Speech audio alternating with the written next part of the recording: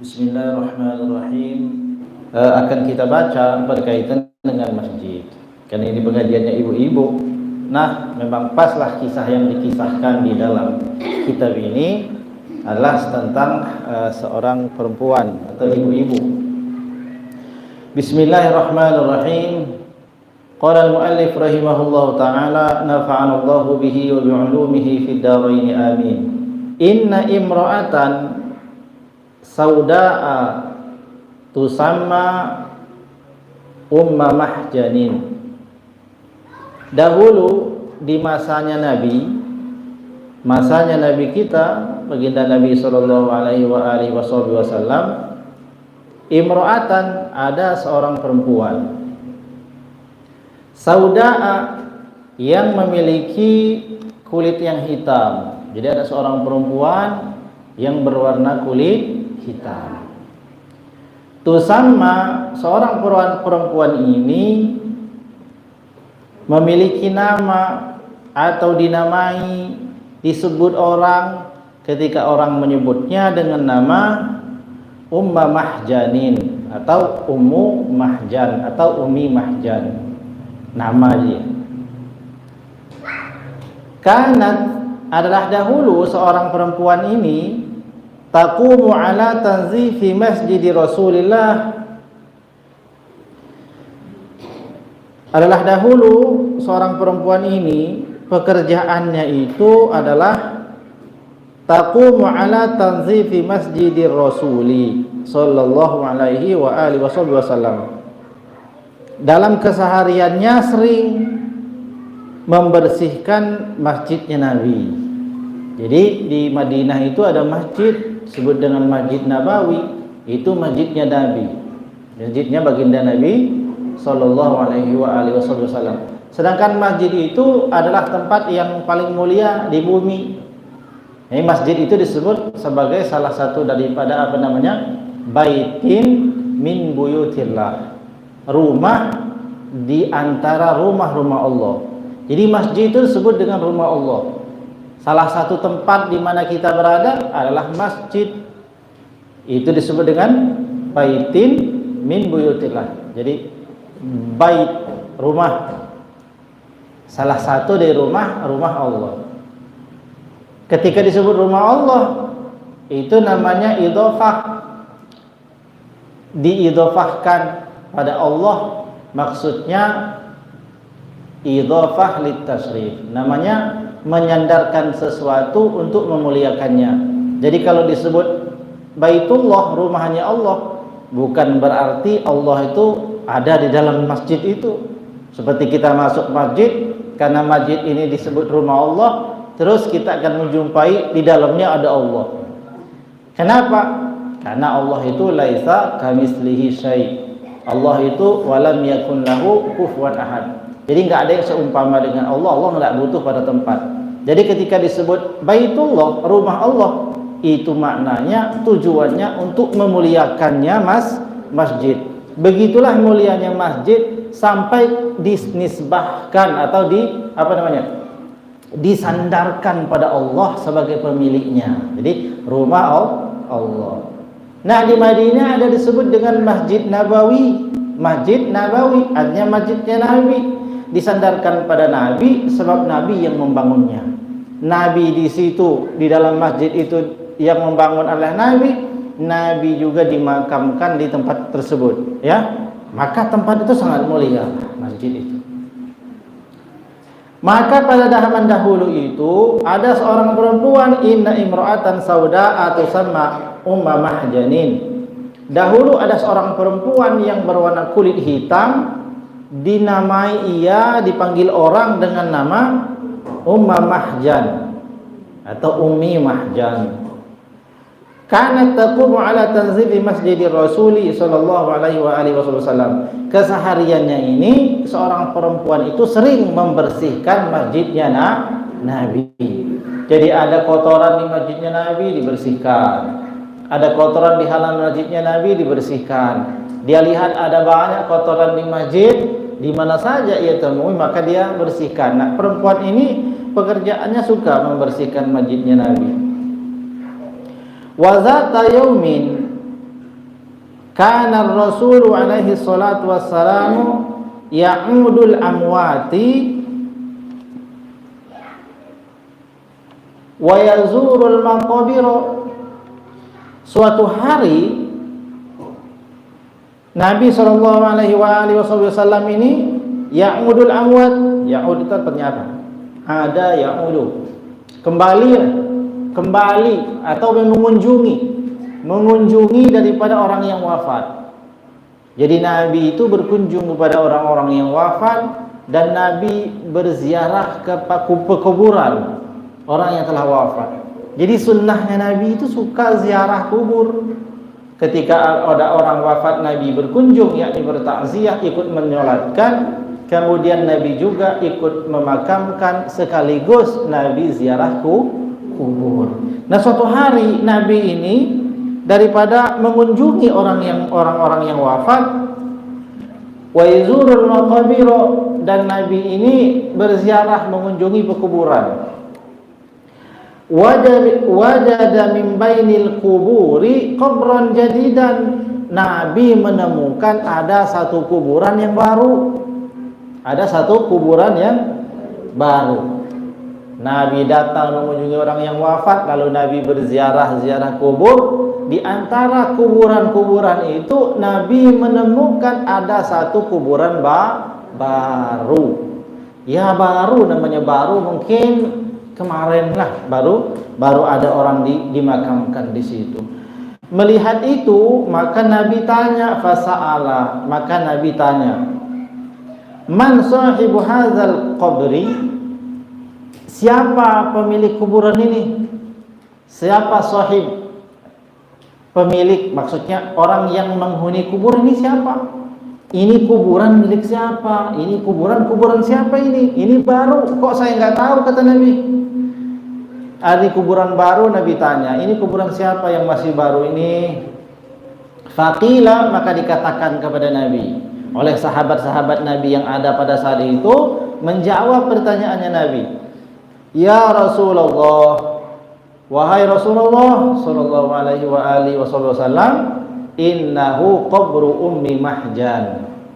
Sungguh itu kuburan yang baru adalah kuburannya Ummi Mahjan. Siapa Ummi Mahjan? Yang membersihkan masjidnya Nabi. Fabakar Rasulu alaihi salatu wassalam wa sa'ala ashabahu wa qala lahum. Maka mendengar keterangan orang itu bahwa itu makam adalah makamnya seorang Ummi Mahjan yang Nabi tahu pekerjaannya senang membersihkan masjidnya Nabi. Fabakar Rasulu, seketika juga Nabi menangis. Nabi menangis Nabi kehilangan seorang yang bernama Ummu Mahjan. Lalu Nabi setelah menangis, Nabi tanya lagi, wa sa'ala ashabahu wa qala lahum, dan Nabi bertanya kepada keluarganya, kepada para sahabatnya, wa qala lahum, dan Nabi berkata kepada mereka, lima lam tukhbiruni biwafatiha hatta kuntu usalli 'alaiha. Kenapa kamu semuanya tidak memberi kabar kepadaku pada saat kewafatannya, sehingga aku bisa melaksanakan sholat jenazah untuknya? Nah, ini Nabi begitu tanya. Setelah tahu perempuan itu wafat, Nabi menangis, tanya sahabatnya, kenapa semuanya sahabat-sahabatku tidak memberi kabar kepadaku pada saat wafatnya ini Ummi Mahjan, supaya aku bisa sholat, ya, mensolatkan ia ketika wafat. Faqalu lahu, maka berkatalah para sahabatnya Nabi kepada Nabi, ya Rasulullah, wahai Rasulullah, laqad matat fi sa'atin syadidatil hararati wa kunta sa'ataha mustarihan. Ya Rasulullah, kami tidak memberitahu engkau pada saat hari kewafatan daripada siapa? Ummi Mahjan tadi. Kenapa? laqad matat fi sa'atin syadidatil hararati. Sungguh ini Ummi Mahjan wafat ketika sedang panas-panasnya hari. Di tengah hari yang begitu panas, dan panasnya itu dikatakan di sini syadidatil hararati. Panas yang begitu panas. Lah panasnya begitu panas. Orang zaman dulu, orang Arab asli tinggal di sana, memang tahu dan memang terbiasa dengan cuaca yang panas. Tapi ketika mereka sendiri mengatakan pada saat itu merupakan perkara atau hari atau waktu yang begitu panas, maka benar-benar panaslah pada hari itu. Lah orang yang sudah pernah haji atau umroh itu tahu bagaimana suhu ketika keluar dari rumah, keluar dari masjid ya, yang ada di kota Madinah. Tentu ceritanya itu panas memang. Itulah sebabnya Nabi tidak dikasih tahu. Wa kunta sa'ataha, dan engkau ya Rasulullah sa'ataha pada saat ia wafat itu mustarihan, kami ketahui sedang beristirahat. Jadi pada panas hari yang terik tadi itu wafat seorang perempuan. Pada saat itu para sahabat Nabi juga tahu kalau Nabi sedang istirahat. Fakhifna alaika min hararati syamsi. Fakhifna, ini begitulah sopannya para sahabat kepada Nabi.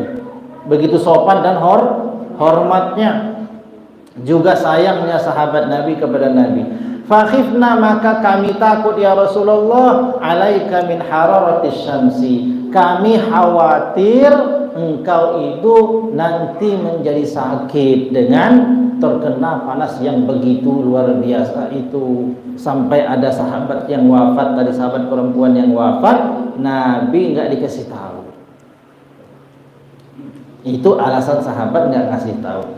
Faqama ar-Rasul sallallahu alaihi wa alihi wasallam wa shalla 'alaiha wa hiya tahta atbaqit turabi.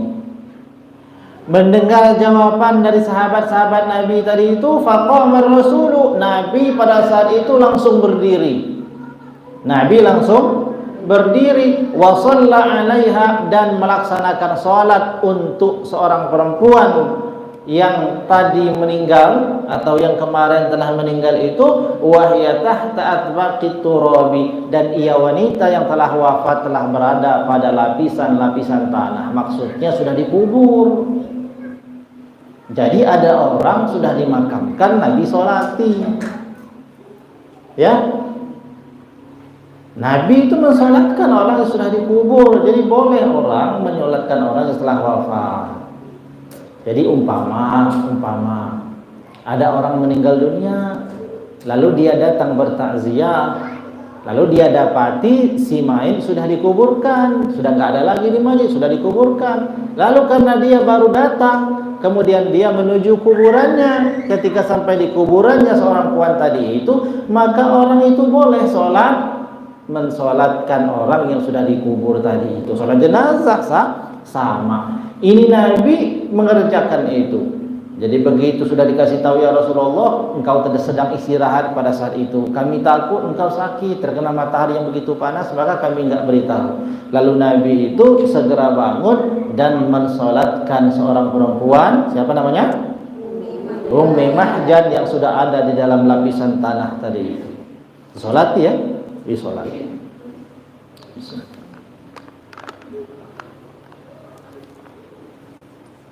Wa ba'da zalika qala lahum, setelah Nabi selesai sholat, mensolatkan jenazah yang sudah dikubur tadi itu, qala lahum, Nabi berkata kepada mereka yang hadir.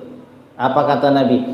Iza mata minkum ahadun, apabila wafat siapa saja di antara kalian, fakhbiruni bimautihi, maka jangan tidak diberitahu aku akan kewafatannya. Barang siapa, dan jikalau ada siapa saja yang wafat di antara kalian semuanya, kata Nabi, kasih aku kabar bimautihi, atas kematiannya itu, hatta usalliya alaihi, sehingga aku bisa sholat untuknya. Nah, Nabi ingin menyolatkan.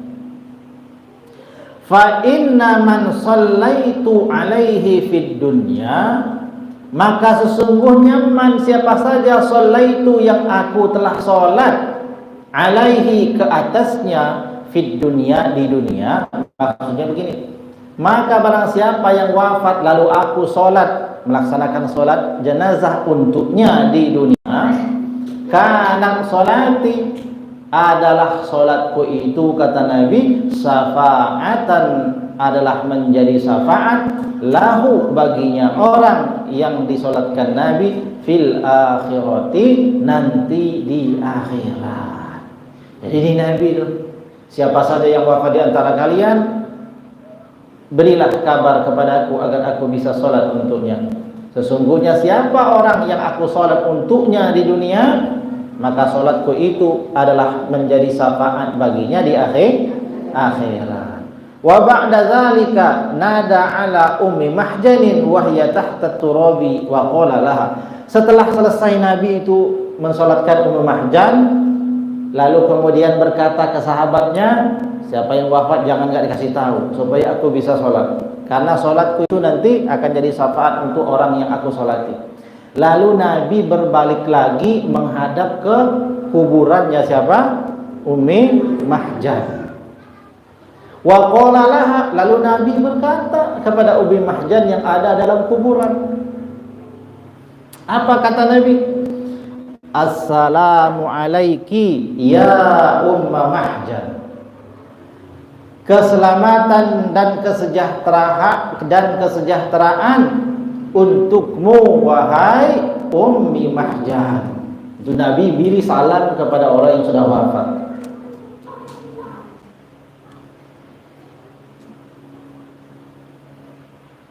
Lalu Nabi tanya sama orang wafat, ayyal a'mali wajadti afdhala? Assalamualaikum ya Ummi Mahjan. Nabi hadap kuburannya, Nabi assalamualaikum. Keselamatan dan kesejahteraan untukmu wahai Ummi Mahjan. Lalu Nabi lanjutkan nanya sama Ummi Mahjan, ayyal a'mali wajadti afdhal? Wahai Ummi Mahjan, amalanmu yang mana yang engkau jumpai setelah engkau wafat yang paling utama? Yang mana kata Nabi? Ditanya sama Ummi Mahjan yang sudah ada dalam kubur itu. Wasamatin nabiyyu alaihi salatu wassalam liyatalaqqal ijabati. Lalu Nabi SAW diam sejenak setelah berkata itu, liyatalaqqal ijabati, untuk mendapatkan jawaban. Dari siapa? Ummi Mahjan. Lihat orang yang dikubur ditanya bisa jawab. Nabi bisa dengar, kita nggak bisa, kecuali orang-orang yang diizinkan Allah untuk mendengar. Nah, sekarang apa jawabannya? Wa ba'da dzalika qala li ashabihi, setelah Nabi berdiam mendengarkan, mendapat jawaban daripada Ummi Mahjan yang ada dalam kuburan, lalu Nabi berkata kepada sahabatnya. Sahabat-sahabatnya enggak dengar. Yang dengar cuman Nabi sallallahu alaihi wa alihi wasallam. Qala an-nabiy sallallahu alaihi wa alihi wasallam. Belum. Wa ba'da zalika qala li ashabihi, dan setelah itu, setelah dapat jawaban, Nabi berkata kepada sahabatnya. Apa perkataan Nabi? Innaha taqulu, sesungguhnya ia Ummi Mahjan telah berkata. Maksudnya menjawab pertanyaannya Nabi. Apa perkataan Ummi Mahjan dari dalam kuburnya? Lam ajid afdhala indallahi min tanzifil masajidi. Lam ajid, tiadalah aku menjumpai afdhala, yang lebih utama daripada amal-amal itu, indallahi, di sisi Allah Subhanahu wa taala, min tanzifil masajidi, daripada amalku membersihkan masjid-masjid. Membersihkan masjid itu banyak masjid. Jadi nggak ada tuh amal yang aku jumpai lebih utama selain daripada amalku yang suka membersihkan masjid-masjid. Di mana masjid dia temukan ada kotoran, dia bersihkan. Nggak ada yang lebih utama dari itu. Kata siapa? Kata Ummi Mahjan langsung menjawab pertanyaan Nabi. Wa ba'da zalika qala an-nabiy sallallahu alaihi wasallam, setelah itu, setelah Nabi bersabda itu, menyampaikan jawaban daripada seorang yang bernama Ummi Mahjan tadi itu, qala an-nabiy sallallahu alaihi wasallam, Nabi berkata lagi, innallaha tabaraka wa ta'ala, sesungguhnya Allah tabaraka wa ta'ala bana, telah membangun, laha baginya Ummi Mahjan, baitan fil jannati, rumah di dalam surga.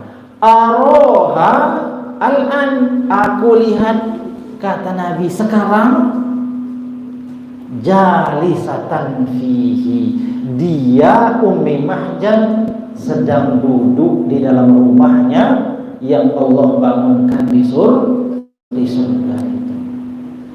Ini hadis tulisan ini adalah riwayat Imam Al-Baihaqi nomor 6811 ya, daripada Abi Buraidah.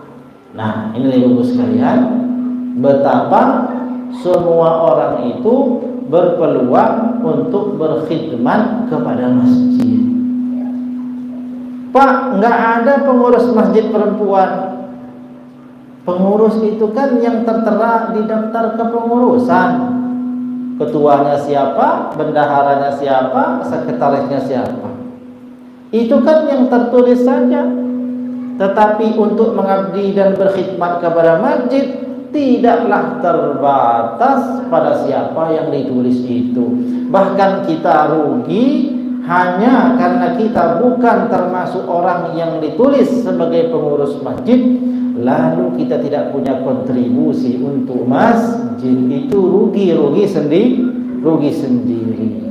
Jadi baik itu perempuan atau laki-laki, semua punya peran untuk memakmurkan masjid. Jadi ya seperti itu.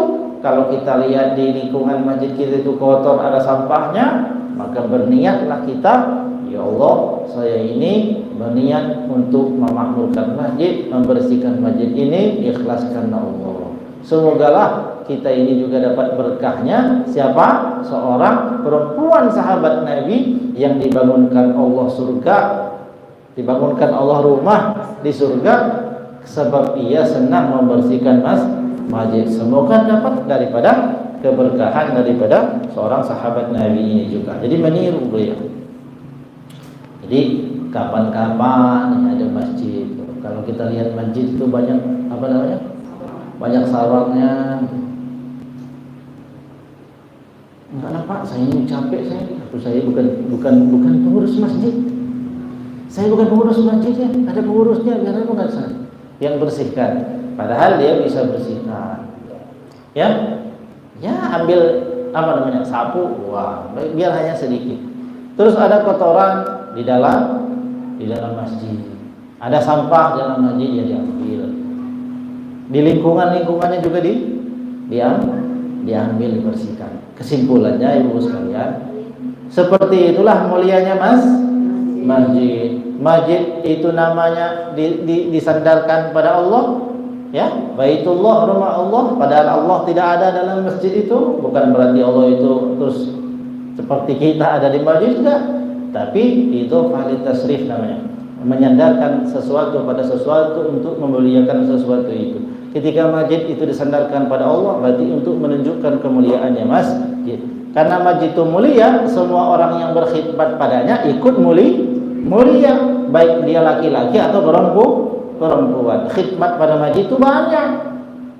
Enggak mesti jadi muazzin, ya perempuan yang enggak boleh jadi azan, ya enggak boleh jadi muazzin. Yang azannya laki-laki, yang imami sholat juga sama laki-laki. Tapi urusan haji itu tidak hanya sebatas azan, tidak hanya sebatas imam sholat, tidak hanya sebatas namanya khutbah Jumat, tapi semua perkara yang berkaitan dengan masjid. Sampai pada tadi itu seorang perempuan pekerjaannya membersihkan masjid. Semoga manfaat. Inilah kajian kita yang bisa kita baca pada hari ini. Semoga manfaat dan semoga kita bisa mengambil pelajaran daripadanya. Jadi daripada kisah ini, pertama Nabi punya sahabat perempuan ya, seorang sahabat. Sahabat itu apa maksud sahabat? Sahabat itu bukanlah berarti orang yang senantiasa jalan bareng kepada dia, bukan ya, bukan begitu. Oh, Nabi itu punya sahabat perempuan, berarti Nabi itu bersahabat jalan, nauzubillahi min zalik. Bukan begitu. Sahabat itu yang dimaksud definisi ya, atau takrif dari sahabat. Sahabat adalah orang yang pernah melihat Nabi dengan mata, lalu ia beriman kepada Nabi dan mati dalam keadaan beriman kepada Nabi. Itu sahabat namanya. Hidupnya sezaman dengan Nabi, artinya dia pernah lihat Nabi. Kalau hidup sezaman dengan Nabi tapi nggak pernah lihat Nabi, tidak disebut sahabat. Siapa contohnya? Siapa contohnya yang dari Yaman, yang berbakti kepada ibunya itu? Siapa namanya? Ada yang ingat nggak? Uwais Al-Qarni. Uwais Al-Qarni itu hidup sezaman dengan Rasulullah. Tapi karena Uwais Al-Qarni ada di Yaman, nggak pernah lihat Nabi. Dia sudah tahu kabar Nabi, udah beriman kepada Nabi, tapi belum pernah lihat Nabi, maka nggak disebut sahabat. Dia dikategorikan sebagai tabi'in, padahal hidup zamannya Nabi. Maka sahabat itu orang yang pernah lihat Nabi dengan matanya. Tidak cukup lihat dia beriman kepada Nabi, tidak cukup beriman kepada Nabi saja, tapi sampai mati. Sampai mati orang ini tetap beriman kepada Nabi, tidak murtad ya. Nah, itu namanya sahabat. Nah, seorang perempuan tadi itu disebut sahabiah, sahabat perempuannya Nabi, dalam makna pernah melihat Nabi, beriman kepada Nabi dan mati dalam keadaan beriman. Itu maka dia sebut sahabat. Ini kisah sahabat tadi itu. Jadi pelajarannya itu begitulah mulianya masjid. Ada seorang perempuan yang berkhidmat pada masjid. Nabi bisa berbicara dengan orang yang sudah mati. Nabi bisa mendengarkan jawaban orang yang sudah di dalam kubur. Nabi juga bisa melihat kedudukan orang di dalam surga. Itulah Nabi. Maka setelah Nabi mendengar jawaban jadi orang dalam kubur, sahabat yang lain yang saat itu ada hendak mendengar, maka Nabi menyampaikannya kepada para sahabatnya. Itu bentuk daripada kemuliaan dan kelebihan Nabi, juga kemuliaan serta kelebihan orang yang berkhidmat pada masjid. Semoga manfaat. Mohon maaf atas segala kesalahan dan kekurangannya. Wallahu a'lam bissawab. Wallahul muwaffiq ila aqwamit thoriq. Wassalamualaikum warahmatullahi wabarakatuh.